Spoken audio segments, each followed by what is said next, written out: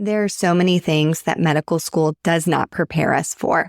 The human body is so complicated, and while well-intentioned, we spent so much time learning all about it in medical school and residency, we may have some gaps in communication, project management, and leadership.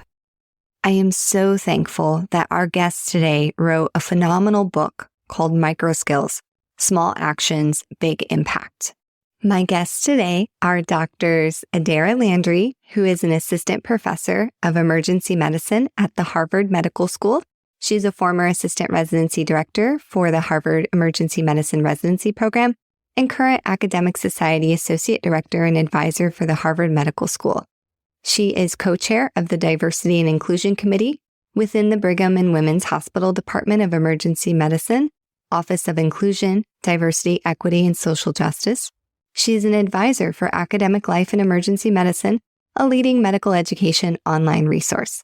Co-author is Dr. Resa E Lewiss. She is a professor of emergency medicine, a TED Med speaker and Time's Up Healthcare founder. She is an internationally renowned point-of-care ultrasound educator and champion for diverse, equitable, and inclusive workplaces. Dr. Resa E Lewiss is host and founder of the Visible Voices podcast, one of my favorite pods. She's interviewed dozens of subject matter experts in healthcare, equity, and current trends. You can find her writings all over the place, including Harvard Business Review, Slate, Nature, and Fast Company. Most importantly, though, I consider Resa one of my friendtors. Friendtor was a word I created a few years ago to describe people that cross that traverse between being a friend and a mentor. That might seem like a small thing, but it's quite a big thing, and I think more of an important thing for women. There are things that happen in your life that you may not feel comfortable sharing with a professional mentor, but if you can seek out people, and there's a couple of people in my life that have this ability to be a little bit further along in their career, have more wisdom, more experiences, and we also develop this friendly relationship where we can share different aspects of our lives. Without further ado, please enjoy today's episode with Dr. Resa E Lewiss and Dr. Adaira Landry. Welcome to the Revitalizing Doctor podcast. We interview trailblazers in medicine that embody the Revitalize Women vision to empower women to innovate and influence medicine, to value authenticity, respect, and work-life harmony. We recognize the challenges in medicine, and we're committed to providing coaching-informed strategies to help you go from surviving to thriving. I am very excited today to have the authors of Microskills, Small Actions, Big Impact, Dr. Resa E Lewiss and Dr. Adaira Landry. We'll discuss the various chapters of the book and the author's top tips from various chapters. Resa and Adaira, it's so wonderful to have you on the podcast today. Can you tell the audience a little bit about yourselves? Resa, would you like to go first? First, thank you so much for the invitation. It's great to be in conversation with you and with your listeners. My name is Resa Lewiss. I do call myself Resa E Lewiss. I like adding that middle initial E. I'm an emergency medicine physician, professor of emergency medicine with an appointment at the University of Alabama, Birmingham. I live in Philadelphia, and I have other interests and hats that I wear, which include being an author, a podcaster. The Visible Voices podcast is something I created and host. And as well, I have moved into healthcare design, the space of building spaces, the built environment, creating devices, and imagining workflows that are better for the human, the end user, be that the patient, the clinician, or anybody in the healthcare environment. Oh, that is so exciting. I totally want to have you back already to get into the health design side of things, but I am thrilled to focus on your book, which I got to read an advanced copy of, and it is truly a wonderful read. Adaira, could you introduce yourself? Yes, hi, and thank you for having us. So I am Dr. Adaira Landry. I'm an emergency medicine physician at the Brigham and Women's Hospital and an assistant professor at Harvard Medical School. And my career really focuses on mentorship and career development. I have a position at the medical school where I advise about 30 to 40 medical students at a given time and sort of help support them. When I'm not doing that, I love to actually spend my time writing. And that's really a new skill for me. I started probably doing more intense writing during the pandemic compared to any other period of my life. And that was really born out of this interest of reaching a lot of people and giving them strategic advice. One of the, I would say, sort of benefits and limitations of mentorship or advising is that you're usually just working with that one person in front of you at that one given moment about this particular scenario they're in. But if you think about it, a lot of the advice we give any singular individual is pretty applicable to larger audiences. And so a lot of the writing that Resa and I have focused on is born out of our experience being educators, mentors, physicians. But we know that the themes of those experiences are applicable to wider audiences. And so over the last few years, I've been writing for, yes, academia, but also the lay press and public outlets as a way to really reach these wider audiences. And that's really what sort of developed our relationship and our journey towards writing this book. Amazing. And I definitely want to come back to that thread later and hopefully inspire some of our listeners to go beyond the typical channels that we're used to writing and expressing ourselves in. I think all of us are in agreement that healthcare is such a mess right now that we need physician voices in a lot of places to make change. There are so many books written about succeeding in the workplace. What is unique about this book? An astute question, and maybe one that we were prepped to prepare. So Adaira and I are asked this question a lot, and actually being asked this was sort of at the crux of our proposal. You know, what does this space need, and why does this space, meaning business self-help and workplace books, what's different about our book and why another book? And there are many reasons, but we can kind of just offer a few. Number one, when you look at the business self-help space and the books, it's often written by authors who are white men. And we really feel that certainly that experience and what they write about can speak to us, but maybe not. And so we are writing this book and providing the perspective of women in medicine, women that weren't given the playbook, women that weren't necessarily always invited to the spaces that other people were invited to. And not to claim that my experience has been the same as Adaira's. We've had our separate and in certain parts of our journey, complementary experiences that really convinced us that we could write about this. And more so, we have shared drafts of this, the chapter, the actual book, with so many different people, different audience members who are outside of medicine, different identities than we share, than we have. And this has resonated. And we do think that workplaces and industries have more in common than not. And so we're so glad to be able to share this with people.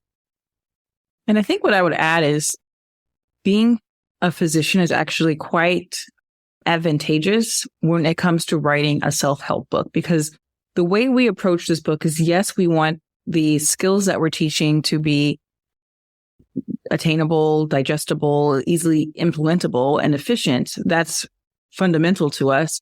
But also, we really take into consideration this idea of protecting the self, and that success does not mean self-sacrifice, and that we really, really want the person to take care of their physical health, their mental health, their social health, their financial health as they advance their career. And so we infuse a lot of that into the book because we really want to move away from this, like, work really, really hard, kill yourself, drain all of your energy just so that you can climb to the top philosophy that we have seen just sort of shared throughout this business self-help culture. Yeah, and that seems really counterculture to medicine, too. Very much so. And in fact, proudly, our first chapter is microskills for self-care. A little to be provocative, to be like, what? Self-care? And Adaira and I have had the same experience come to the same conclusion that if we don't take care of ourselves and start with the self, then you're not ready to do the work and to be, successful at the work, but also to take care of your team. And team has a very broad definition, but we really think everything starts with the self. And I'm the first to say I was completely brainwashed academic, and we give vignettes throughout the book, like real experiences truly that happened to us that speak to how we even came up with these microskills and lessons. And I think in that first chapter, we talk about eating and eating on shift. And for any listeners that are emergency doctors or understand the life and the shift work of emergency physicians, there is rarely time to eat built in. So I share a story about what it was like during my emergency medicine training and how I would just I couldn't not eat and not drink for the 8 to 10 hour shift. I would get jittery and hypoglycemic, like low blood sugar. And so what my workaround was kind of sad, but it worked. I think many of us who have followed this path feel that there is this necessary abuse of self, lack of prioritizing self that's necessary. And we really want to flip that attitude on its head. I love that. And I've been thinking a lot lately that attitude is often rooted in the paternalism of our specialty and the house of medicine. And I've experienced the same thing when you actually do take care of yourself and it doesn't have to be a long break. Even these small ones, you're more efficient when you come back. And so I love that your book is teaching people those skills early on in their careers and maybe reminding people farther along in their careers that it's never too late to maybe have a new habit. I want to move to the chapter on communication. Adaira, let's chat a little bit about email.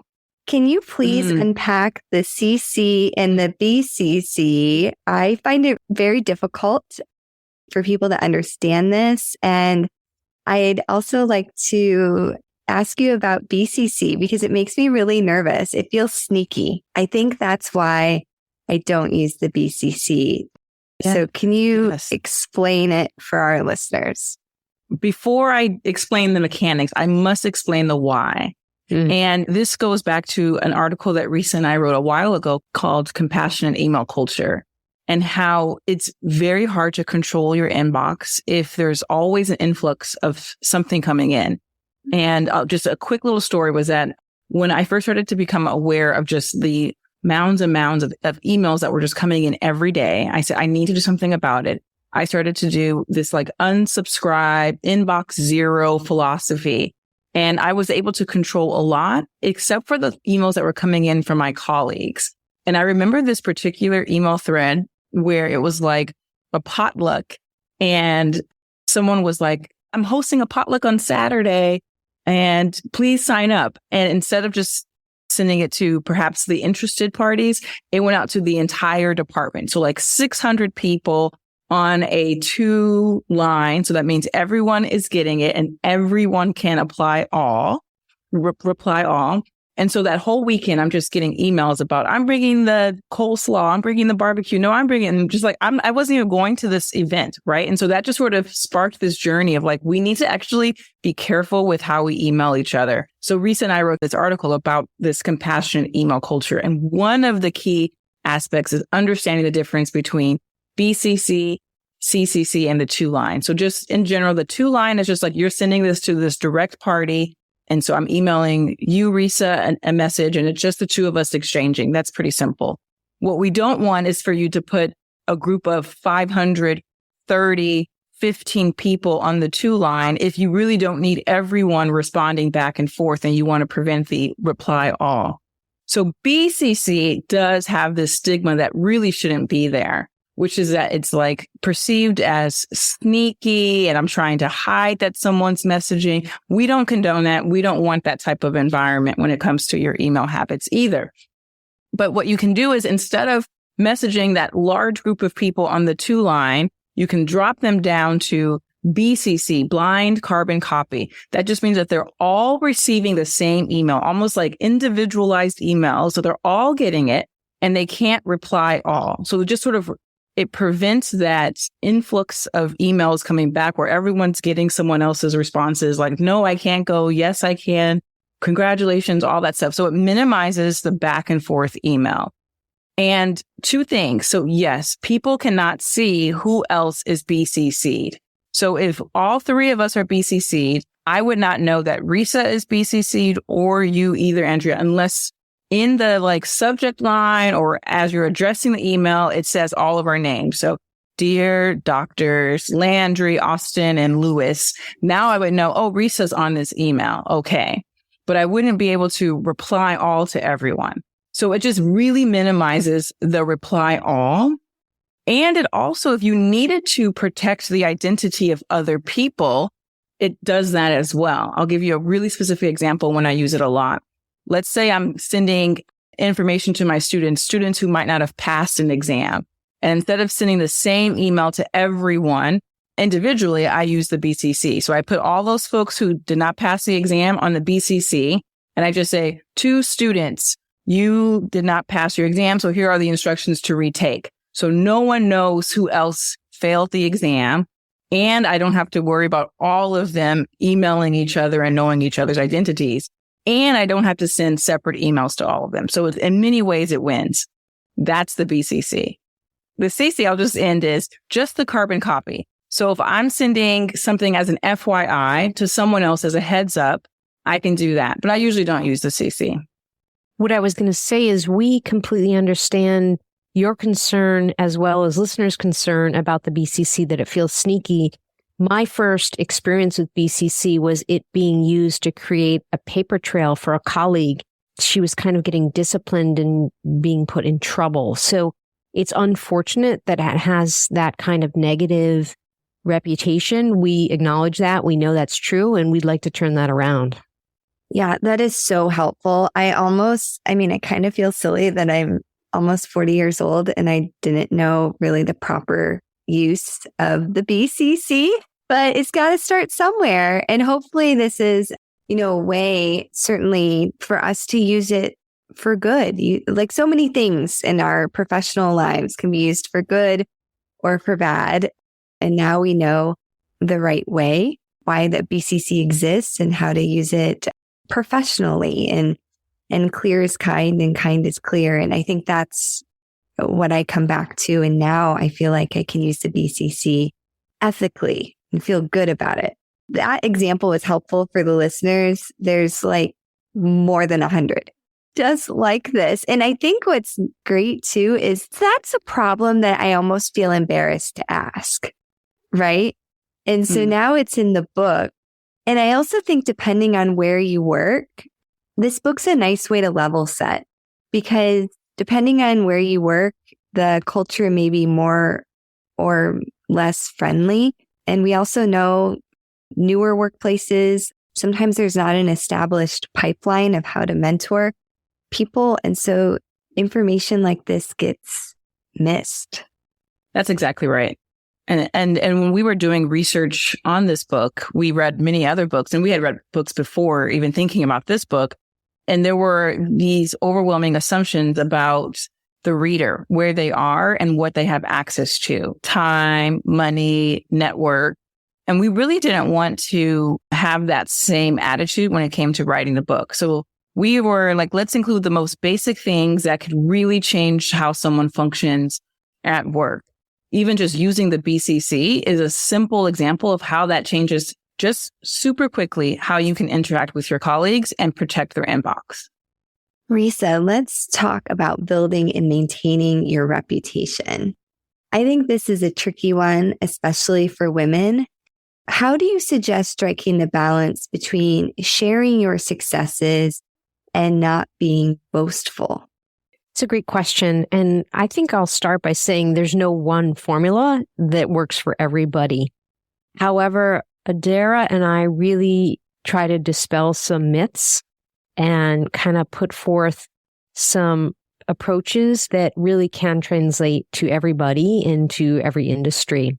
So I think I'll start with a little story. When I was in residency, I had a classmate that first year developed a very not complimentary reputation of partying, of not taking work seriously, of always trying to get out of shifts early and not being a team player. And I saw this person completely turn their attitude at work around. And by the end of training, they were definitely top of my class in terms of amazing physician, good clinician, hardworking team player, would do anything for anybody, kind, and everything turned around.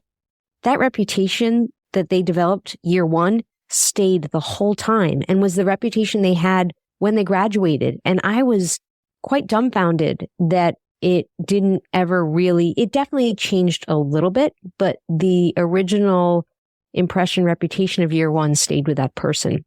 So that's just a little bit of a acknowledgement of how it's really, really hard if you develop a negative reputation, how it's hard to repair it. It can be hard to change it around, but not impossible. So we kind of work from an approach of prevention and how to be a good team player and how to develop a positive reputation. Now, you're asking a little bit about, is there a gendered aspect to this? Or is there an aspect that the rules are different if you're not part of fill in the blank group? And I think it would be naive and wrong to be like, oh, no, it's the same for everybody. It's not the same for everybody. However, there are general rules that can be applied to everybody and to all of us in terms of how we show up to work, which is kind, which is open, which is curious, which is actually rested and healthy so that we're best able to come with a positive attitude. And I think that there are aspects that we can't control and aspects that we can control. And what we really try to emphasize is really focusing and building upon the things that are within your control. It's a conversation I'm sure all of us have had with residents, medical students at times. And I was helping someone recently that they did not put their best foot forward early on.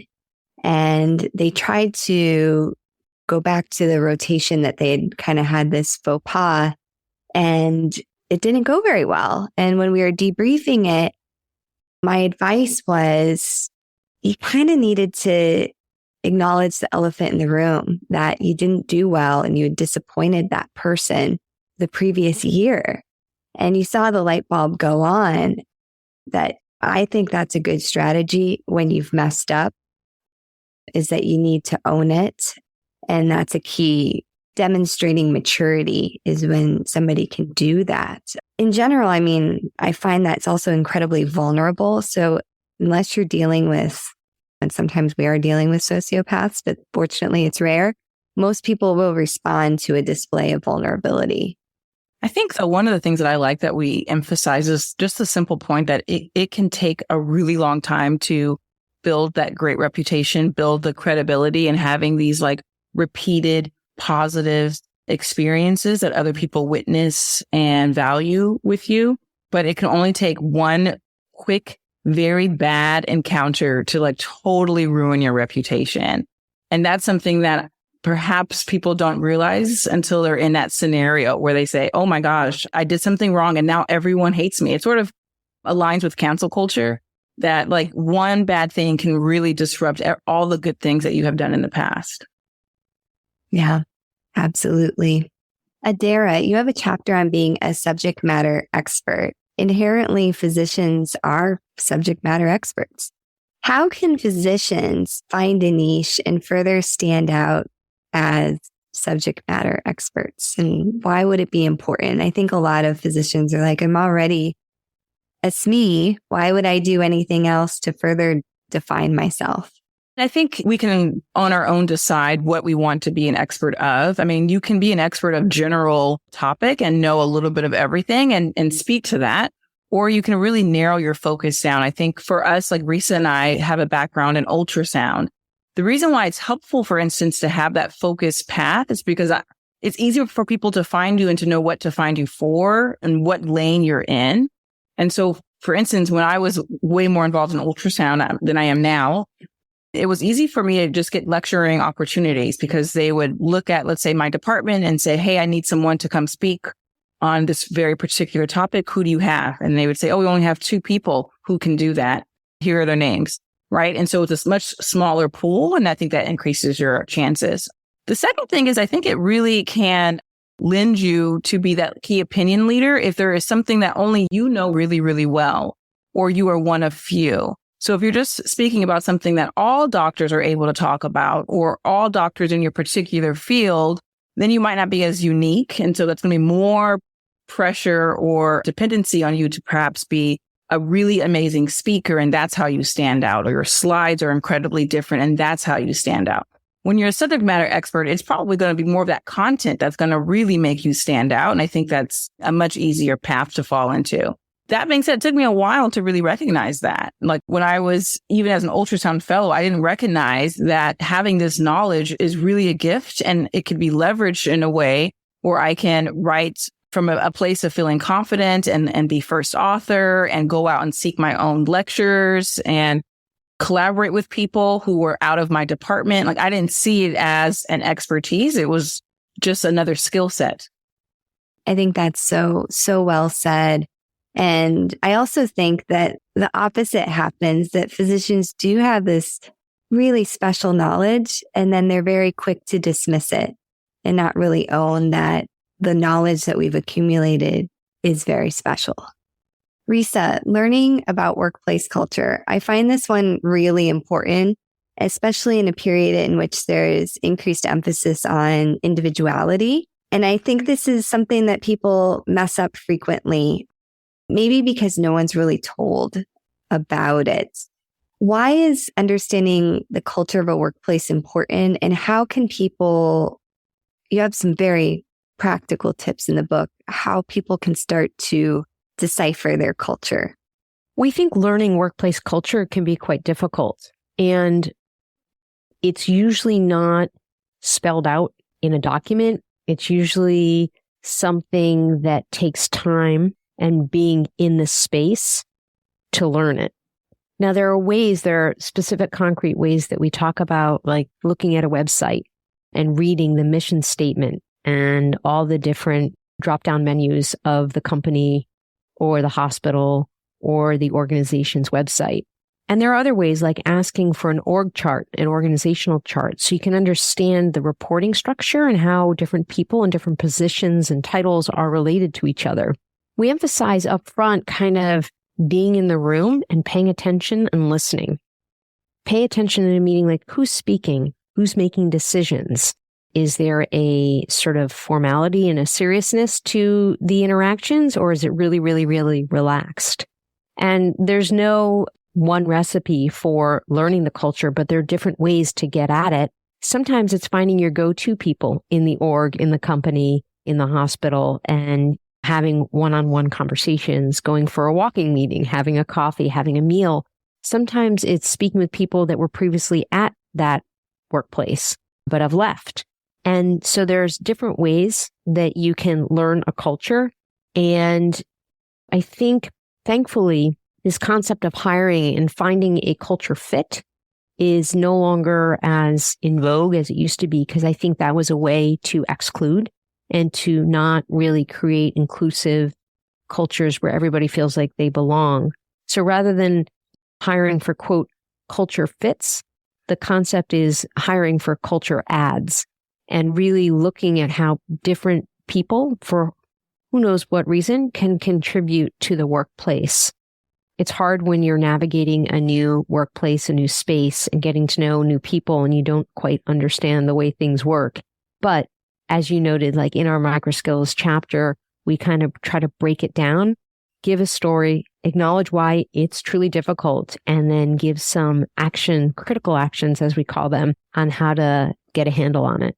I think one of the things that we toyed with adding into the book was how to advise people to balance the skill of listening and observing and advocating for themselves early on. Because for some people, as soon as they get into a new team or a new workplace, they're already ready to speak about things that could be optimized. And that could be well received or not. It really just depends on the team dynamic.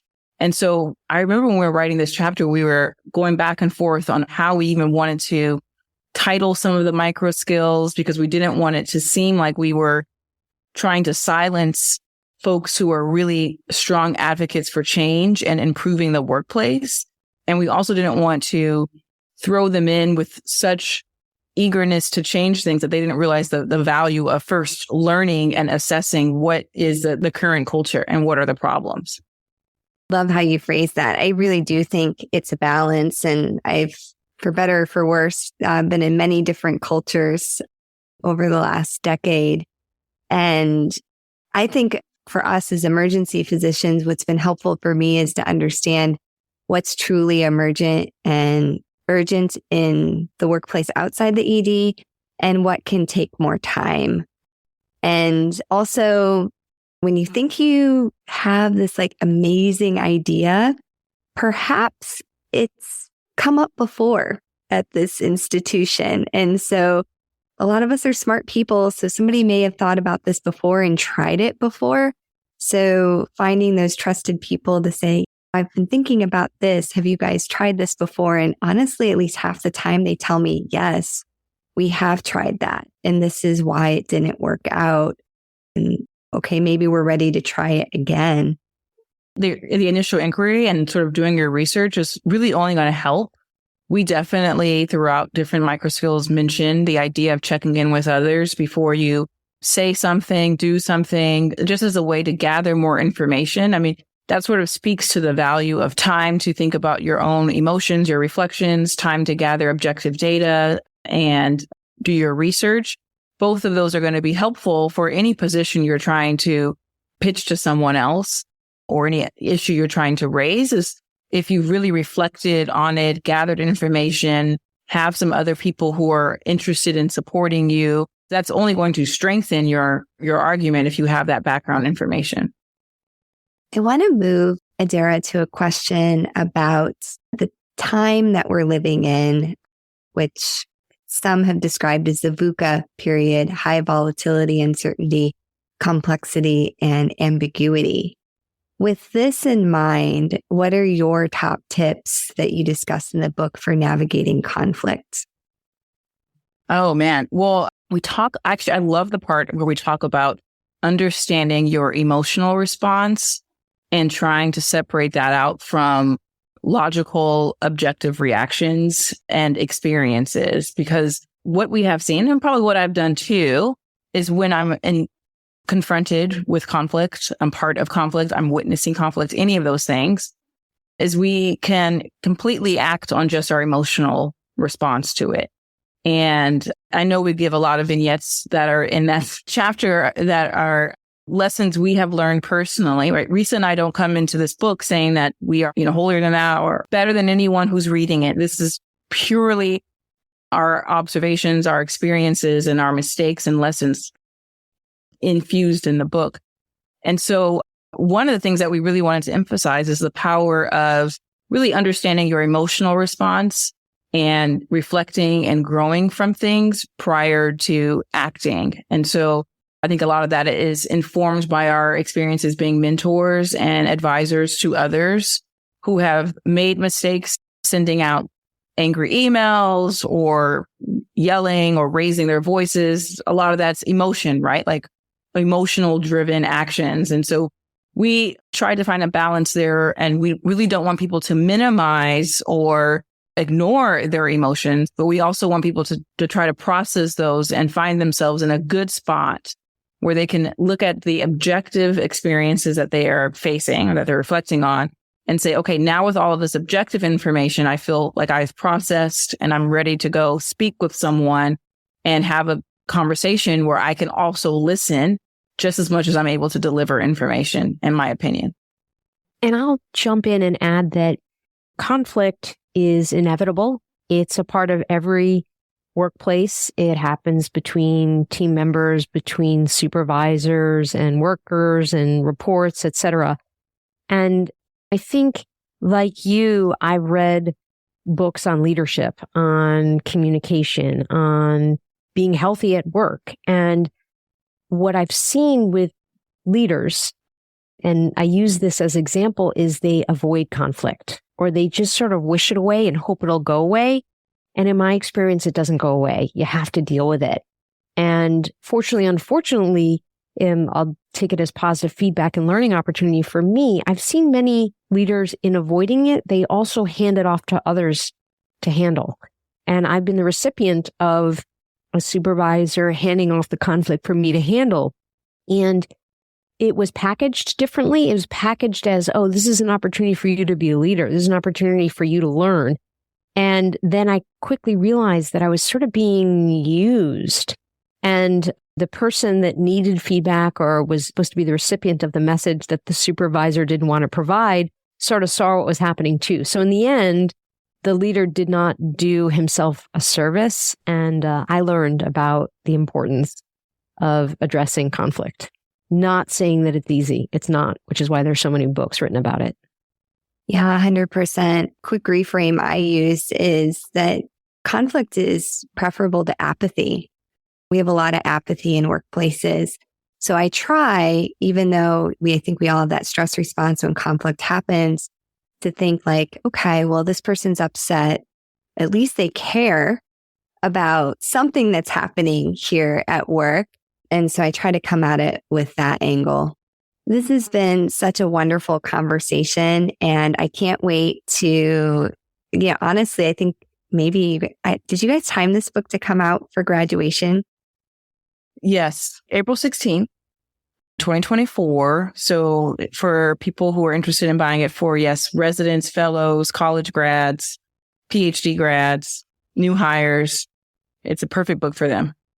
Yeah, I can't wait to buy many copies. And I honestly think it's a fantastic book for residents as they're beginning their careers. So I can't wait to get it in their hands. So tell us more about how people will be able to get the book and then how they can connect with both of you, because you have both contributed so much to medicine and beyond. And while people are anxiously awaiting this book, they can be reading some of the stuff that you've already done. In regards to where they can get the books, so the book is on pre-sale and it is available at Barnes & Nobles, Amazon, Target. So most major retailers already have it up on their website and you can order today. We would love to hear from people. We are always interested in feedback, good, bad, constructive, all of it, because we want to learn what people see in our writing and how it makes them feel. And so we are available on all the social media platforms as well, LinkedIn, X, Instagram, and people can reach out to us via direct message, follow us, connect with us, all those sorts of things. Resa, any last words as we wrap up today? No, just emphasizing that we really want to hear from readers and we'd love to know what resonates, what doesn't resonate. And in addition, for people that want independent bookstores, we're on bookshop.org. And as the time approaches, we're planning to do some giveaways, including Goodreads. We welcome people to give us reviews and ratings and check us out.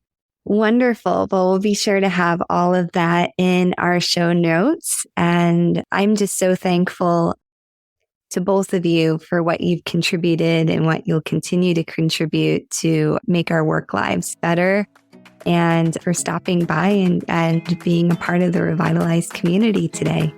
Thank you so much for having us. Thanks for listening to the Revitalizing Doctor, a project of Revitalize Women Physician Circle. Our mission is to connect women physicians and allies through innovative, value-based coaching methods that align trust, support, accountability, and skill development to ignite the courage and clarity necessary to take bold actions, create change, and thrive. If you're interested in working with us, check out our website at peoplealwayshcc.com/revitalize or email us at revitalizemmm.info@gmail.com. This podcast represents the views of our host and guest. It does not reflect the views of any institution we work for or with.